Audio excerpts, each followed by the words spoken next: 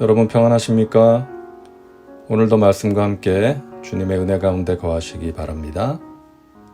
오늘 말씀은 열왕기상 2장입니다. 말씀 개요입니다. 1절부터 12절은 다윗이 솔로몬에게 유언을 남기고 세상을 떠나는 내용이고 13절부터 25절은 아도니아가 아버지 다윗을 시중들던 아비삭을 자기 아내로 달라고 하자 솔로몬이 그를 처형하는 내용입니다. 26절부터 35절은 솔로몬이 아도니아의 반란에 가담했던 제사장 아비아달을 파면하고 요압을 처형하는 내용이고 36절부터 46절은 다윗을 저주했던 시므이가 솔로몬과 맺은 약조를 어김으로써 죽임을 당하는 내용입니다. 말씀 묵상입니다. 오늘 말씀 열왕기상 2장은 다윗이 솔로몬에게 유언을 남기고 세상을 떠나는 장면으로 시작합니다. 다윗은 솔로몬에게 하나님의 말씀을 지켜 행할 것을 당부합니다. 2절과 3절입니다. 너는 힘써 대장부가 되고 내 하나님 야훼의 명령을 지켜 그 길로 행하여 그 법률과 계명과 율례와 증거를 모세의 율법에 기록된 대로 지키라. 그리하면 내가 무엇을 하든지 어디로 가든지 형통할지라. 다윗은 아들이 그 무엇보다도 하나님과의 바른 관계 속에서 살기를 원했던 것이죠. 그것이 가장 중요하기 때문에 그 말을 가장 먼저 남긴 것입니다. 너가 하나님과의 바른 관계 속에서 하나님의 말씀을 지켜 행하면 하나님께서 너를 형통하게 하실 것이다. 부모가 자식에게 전해야 될 가장 중요한 가치는 신앙이죠. 돈은 물려주지 못해도 믿음은 물려줘야 합니다. 돈은 이 세상에서 필요한 것이지만 믿음은 영원을 결정하는 것이기 때문이죠. 그리고 이 세상을 살아가는 동안에도 하나님을 향한 바른 믿음을 가지고 살 때에 형통하게 하시는 하나님의 은혜를 체험할 수 있기 때문입니다. 이어서 다윗은 아들 솔로몬에게 요압과 시므이를 지혜롭게 처리하라고 말합니다. 요압은 오랜 세월 다윗과 함께하면서 군사령관으로 일을 했는데 다윗의 허락도 없이 아브넬과 아마사를 죽인 사람이죠.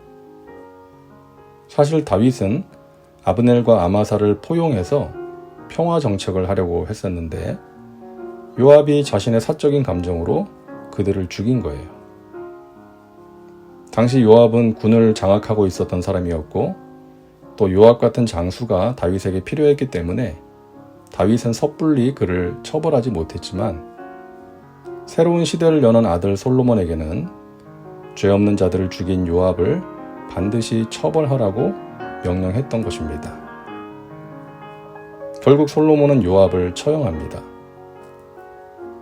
요압을 처형하기 전에 아도니아의 모반에 가담했던 제사장 아비아달을 파면합니다.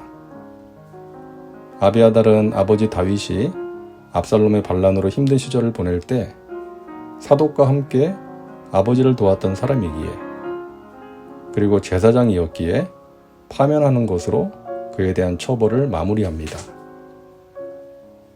시므이는 다윗이 압살롬의 반란을 피해 피난을 갈 때 다윗을 저주하고 욕했던 사람이죠. 다윗의 부하 장수 아비새가 그를 죽이자고 했지만 다윗은 죽이지 않았습니다. 자신의 손으로는 죽이지 않겠다고 맹세했지만 이 시므이는 아주 간교하고 악한 사람이었기에 그냥 두면 분명히 솔로몬과 나라에 피해가 될 것을 알았기 때문에 그를 처벌하라고 솔로몬에게 말합니다. 솔로몬은 시므이에게 예루살렘을 떠나지 말 것을 명령합니다. 일종의 가택 연금이었죠. 하지만 시므이는 솔로몬의 명령을 무시하고 블레셋 가드를 다녀옵니다. 솔로몬은 그 죄를 물어서 시므이를 처형합니다. 솔로몬은 요압과 시므이를 처형하기 전에 아도니아를 처형합니다. 아도니아가 아버지 다윗의 후궁이었던 아비삭을 자기 아내로 달라고 했기 때문이죠. 왕권을 노리고 모반을 일으켰던 아도니아의 죄가 큰데 반성하고 자숙하기는커녕 선왕인 아버지의 후궁을 달라고 하니까 솔로몬이 그냥 둘 수가 없었던 것입니다. 당시에 선왕의 후궁을 취하는 것은 왕위 계승의 상징적인 행위였기 때문에 왕권에 대한 반역으로 해석될 수도 있었던 것이죠. 아도니아는 참 어리석은 사람이었습니다. 스스로 죽음을 자초한 것이죠. 이처럼 솔로몬은 왕이 되고 나서 아버지의 유언을 실행합니다. 새로운 시대를 열기 위한 장애물들을 제거한 것이죠. 죄를 지은 자들, 죄를 짓고도 회개할 줄 모르는 자들을 처벌함으로써 국가의 기강을 바로잡고 정의를 실현하고자 했던 것입니다. 고사성어 중에 사필귀정이라는 말이 있죠. 무슨 일이든 반드시 오른쪽으로 바르게 돌아가게 된다는 의미 아닙니까? 지금은 악한 계획이 성공하는 것 같고 불의한 권력자가 자신의 힘을 휘두르면서 세상을 호령하는 것 같아도 반드시 나중에는 바로잡아진다는 것이죠. 솔로몬에 의해 처형된 사람들이 자신의 야망과 감정에 따라 사람들을 죽이고 반란을 일으켰던 사람들 아닙니까? 아도니아는 왕이 되려는 야망을 가지고 세력을 부합했지만 결국 하나님의 뜻에 따라 솔로몬이 왕이 되었고요. 한때 군을 장악하고 무소불위의 권력을 휘둘렀던 요압도 목숨을 부지하기 위해 몸부림치다가 결국 죽고 말았던 것입니다. 불의한 자가 득세하고 악인의 계획이 승리하는 것 같이 보이는 현실 속에서 살아계신 하나님께서 반드시 악인의 죄를 심판하시고 바로 잡으신다는 믿음을 가져야겠습니다.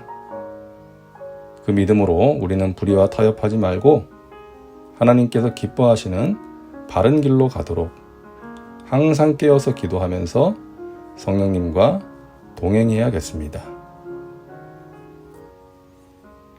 다음은 말씀 적용입니다. 오늘 말씀을 통해 당신에게 주시는 메시지는 무엇입니까? 당신 자신과 삶에 구체적으로 적용하시기 바랍니다.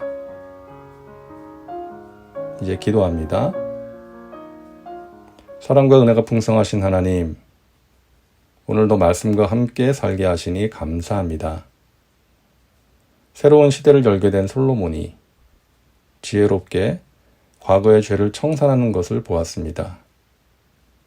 하나님, 우리 자신과 우리 교회의 공동체가 하나님의 은혜로 새로워지기를 원합니다. 과거의 아픔과 상처에 매여서 앞으로 나아가지 못하는 일이 없게 하시고 하나님께서 기뻐하시는 마음과 행위로 하나님의 뜻을 이루어 나가게 하여 주옵소서. 오늘도 우리와 함께 하시는 예수님의 이름으로 기도하옵나이다. 아멘. 오늘도 말씀과 함께 은혜 가운데 거하시기 바랍니다. 여러분 사랑하고 축복합니다.